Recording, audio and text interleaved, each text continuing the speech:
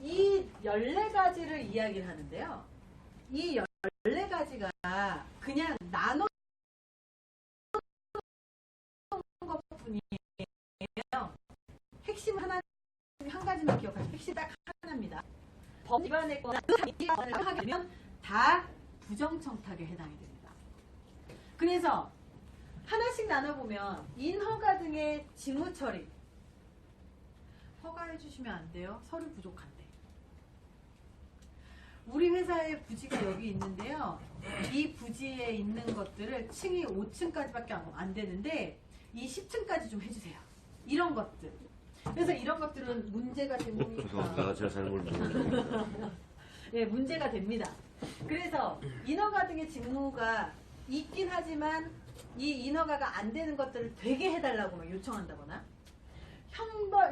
행정처분이나 형벌 부과를 강경하거나 먼저 해달라고 하는 것. 예를 들어서 교통경찰을 만났는데요. 3번째 딱지를 떴는데 저 안 뜨게 해주면 안 돼요? 저거 좀 봐주시면 안 돼요? 이것도 부정청탁이 해준다면, 상대방이 들어준다면, 채용 승진 등의 인사 개입 부정청탁이거든요. 이게 되게 빈번한데 어떤 일이 있을 수 있느냐? 친구가 공기업에 다니고 있어요.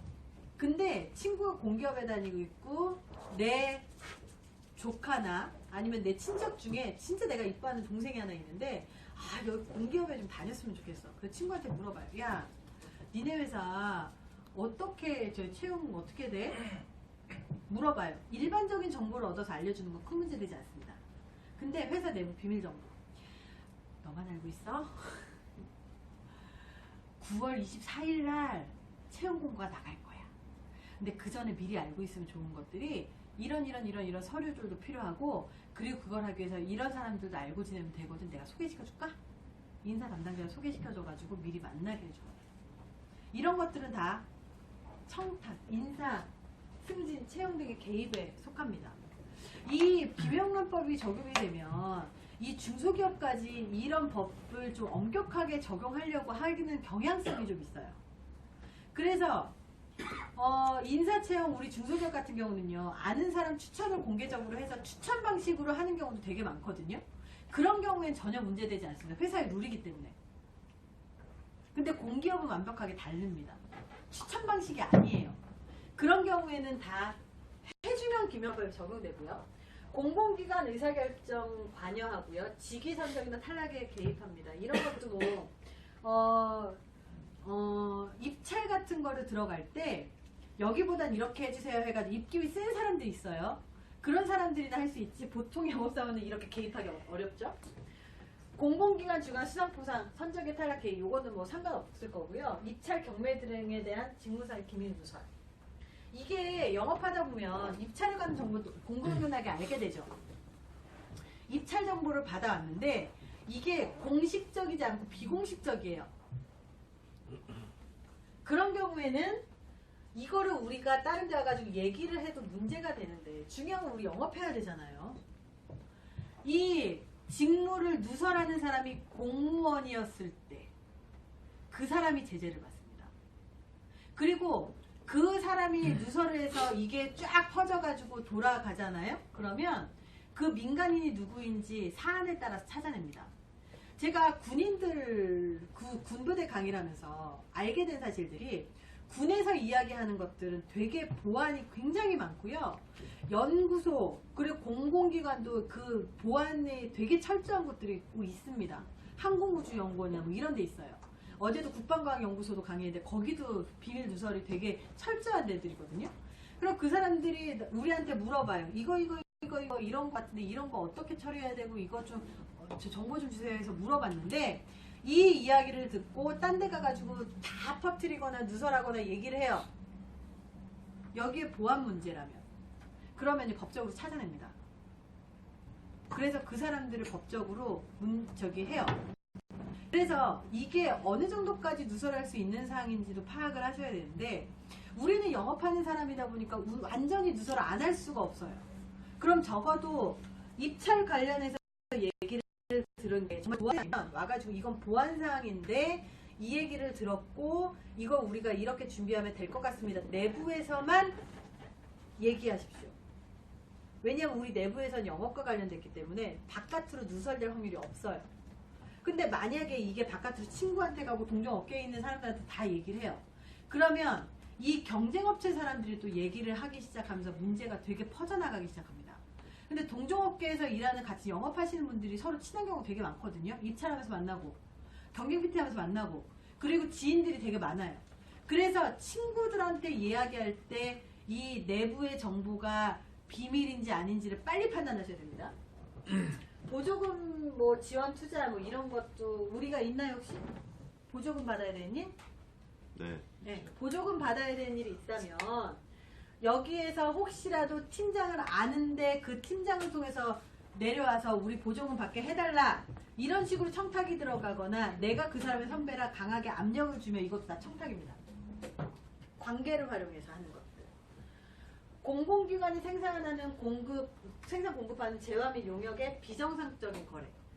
사실 이 비정상적인 거래가 기업에서나 그 공기업에서나 비정상 거래라고 하는데요.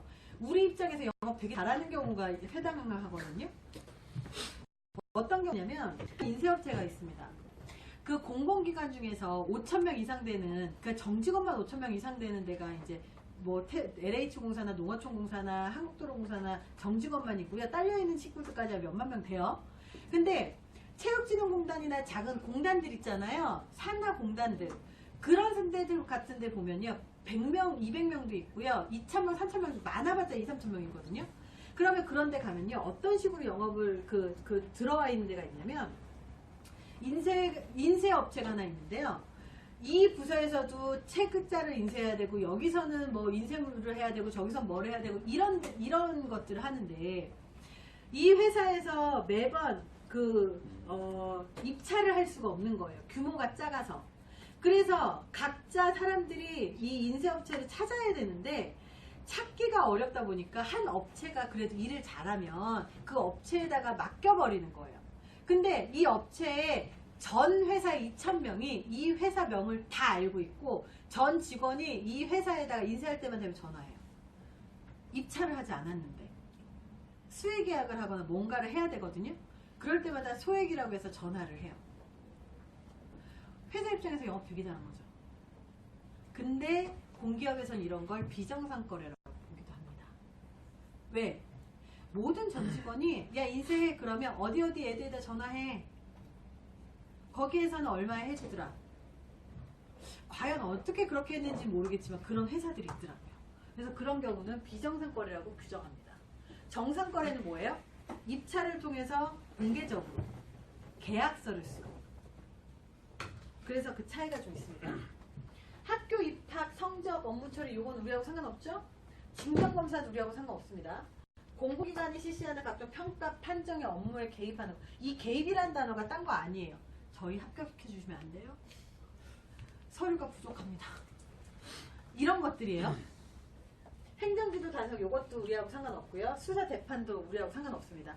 여기서 핵심은 이것만 기억하십시오. 종류와 관계없이 법령을 위반했을 때 법령이라고 하는 거는 뭐 당연히 위반했을 때 안 되고요. 그 회사의 규칙에서 매뉴얼대로 하지 않고 이거 뺐는데 해주십시오 하는 것들 다 그 안에 포함되고요. 지거나 남용하는 것도 다 포함됩니다. 그래서 이 법령 위반이 아니면 대부분 큰 문제가 없습니다. 근데 이렇게 되면 상대방은 어떻게 하느냐? 상대방들은 거절하면 둘 다 문제가 없어요. 들어주고 난 다음에 다 법적으로 문제가 되는 것 뿐입니다. 아마 거절 많이 할 거예요. 근데 그 사람들이 거절하는데 재차 해달라고 모르는 상태로 해달라고 하잖아요. 그러면 거래처를 바꿀 확률이 많습니다. 왜? 알고 있는 사람하고 대화하는 게 편하지 모르고 있는 사람하고 대화하잖아요. 그러면 거절하는 것도 한두 번이지 사람이 자꾸 거절하잖아요. 그럼 자기가 굉장히 괴로워요. 그래서 되게 그 자체를 싫어하기 때문에 좀 조심을 하시는 게 좀 좋을 것 같고요.